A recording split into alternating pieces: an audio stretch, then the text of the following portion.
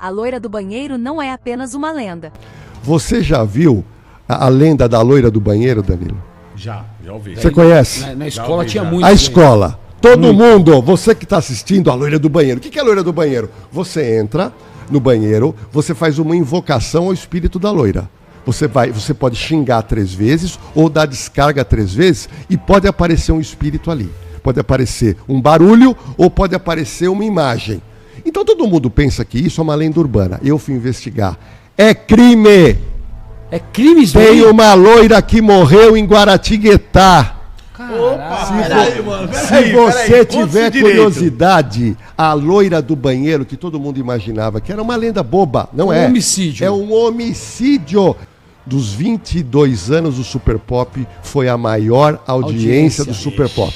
Então nós da Rede TV, do Operação de Risco, a gente fica contente da confiança que nós adquirimos desde o soldado, porque nós rodamos com soldado, cabo e sargento. De vez em quando tem um tenente. E nós trazemos no programa desde o soldado até o comandante-geral. Por quê? Porque essas pessoas têm o que falar para o público. Boa. E fala o bom trabalho que é prestado. Outra coisa bacana, você que assiste esse canal super interessante e quer ser policial, provavelmente se inspirou no canal. E o Operação de Risco, sargento, é a mesma coisa. Muita gente que hoje grava com a gente, eles falam para o nosso cinegrafista: eu tinha 15 anos, assisti a Operação de Olha que Risco top, mano. e eu fiquei apaixonado com a profissão, fiz 18, 19 anos, prestei concurso e hoje eu sou policial militar. Caralho. Então é um programa de super utilidade pública e para mim o maior programa do mundo de acompanhamento e reality policial. Isso não tenha dúvida. E é o que eu disse, a vantagem do programa do senhor é assim, o senhor mostra a polícia agindo ali no calor, né? E diferente das outras emissoras que só mostram os erros, né, dos policiais, que são ínfimos. 01. 0,00001. Quer dizer, o senhor mostra o sucesso da polícia. A qualidade, isso é ótimo. Não, e outra coisa, a gente mostra, Snyder, desde uma ocorrência mais leve, que é a briga de marido e mulher, porque a briga de marido e mulher, se não tiver um policial militar, pode acabar em morte. Nós mostramos o cara embriagado que é parado numa blitz, e aí o policial militar fala como é que é feito o bafômetro, dá toda uma explicação. Então a nossa intenção é um programa que a pessoa aprende demais. E outro detalhe, o nosso YouTube com 2 bilhões de views, se você verificar todos os comentários, a maioria é jovem porque é YouTube, Danilo, todo mundo elogiando a polícia. Então é muito bonito você ver um jovem elogiando a polícia, quando em algumas localidades do Brasil, o jovem às vezes está numa região de favela e ele não vê a polícia com bons olhos porque ele foi ali treinado naquela cultura, às vezes, de favela. Então o programa tem essa finalidade. Joia, porra, top. Vamos lá. Eu hoje estou muito feliz que a gente vai conseguir fazer uns cortes que eu amo aqui, mano. Quem trabalha com internet sabe, né? É corte. Às vezes o cara vira pra mim e fala assim: nossa, o Danilo só se preocupa com corte.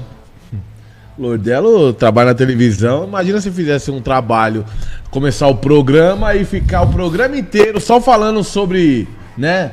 Sobre a polícia, falando sobre, e não mostrar ali a cena, o policial abordando. Agitação. Isso é corte. É isso que movimenta o programa. Olha lá, maior audiência Super Pop, foi uma ação da polícia, pegar o cara e levar pra ouvir e falar. Sim. Isso é um corte, entendeu? Tipo, traz o cara, que a galera quer ouvir o que ele vai falar. Isso é um corte. Então a gente trabalha aqui com corte. E vamos pra cima, que vamos começar aqui, ó. Deixa eu falar só da Tatiana Frutuoso, que ela falou: Operação de Risco é a maconha que a polícia não pega. Esse programa vicia mais que droga. É verdade.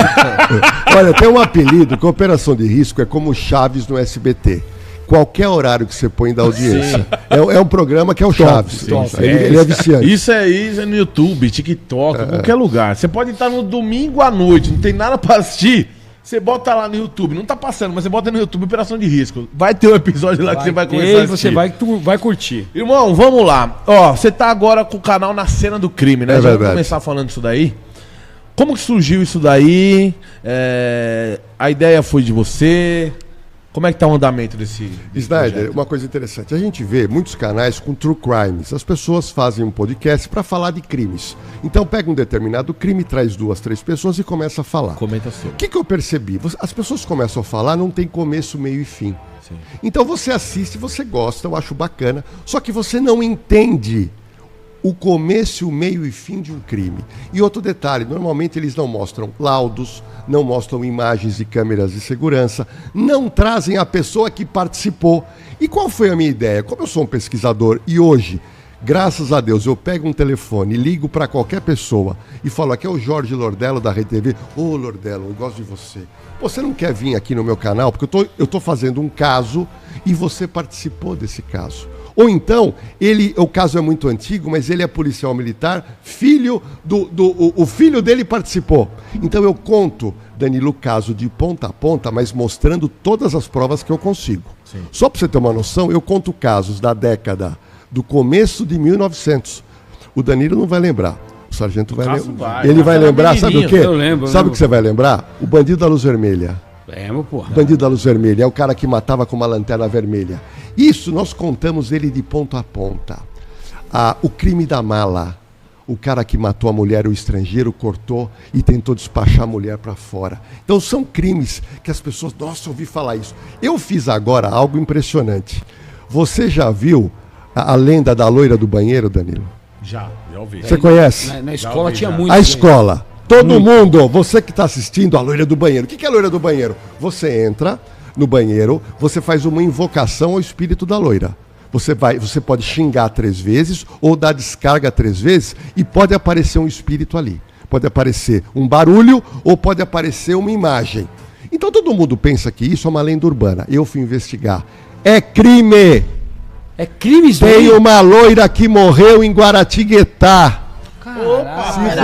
Se você tiver curiosidade, a loira do banheiro que todo mundo imaginava que era uma lenda boba, não é? Homicídio. É um homicídio que foi mal esclarecido e a história é longa. Era uma mulher muito rica. Imagina uma menina de 13 anos rica. E aí, naquela época, estou falando em 1850, Guaratinguetá. Aí os pais, que também eram ricos, eles arrumavam um homem mais rico para casar e tinha o dote. Isso. Era da época. Então você imagina que essa menina chega um homem de 35 anos, advogado, político, e o pai apresentou, esse vai ser o seu marido. E ela não podia falar não. Ela ficou numa tristeza, numa depressão, mas ela teve que casar com aquele homem muitos anos mais velho que ela. E ela casou. E ela aguentou com 15 anos, 16 anos, 17 anos. Quando deu 18 anos, ela podia viajar. E como ela era de uma família rica e ela ganhava muitas joias, ela pega as joias desse marido, vende, sargento, e sabe o que ela faz? Pega um navio e vai para a França. Foge para a França. E ela fica na França há 4 anos, essa loira. E aí sabe o que aconteceu? Ela tem uma morte suspeita na França, isso eu estou falando 1850. E aí as pessoas lá tinham o contato com a família, mandam uma carta, sua filha morreu.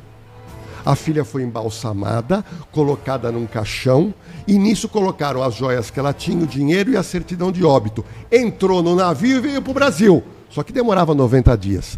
Naquela época existiam os ladrões dos porões do navio. E o caixão dela foi violado. Roubaram tudo, inclusive a certidão de óbito. Quando ela chega, levam para Guaratinguetá. A mãe chorava de piedade, porque ela falou, minha filha morreu porque nós arrumamos esse casamento arranjado. Ela fugiu daqui. E ela ficou com aquela piedade. Tinha um cemitério na cidade, o pai mandou construir uma capela. Demoraria 90 dias para construir. Eles pegaram a menina e colocaram numa redoma de vidro no quarto dela, onde tinha um piano.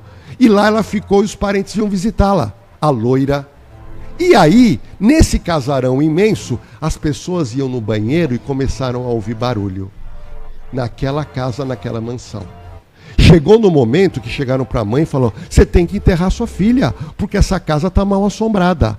E aí a mãe chegou e percebeu que a coisa era séria, enterra a filha e vende a casa. O governo do estado compra a mansão e transforma num colégio. E naquele colégio, as pessoas no banheiro ouviam vozes e chegavam a ver alguns movimentos. E até sentiam o perfume dela e o tocar do piano que estava lá. Caraca, isso se espalhou por todo o Brasil.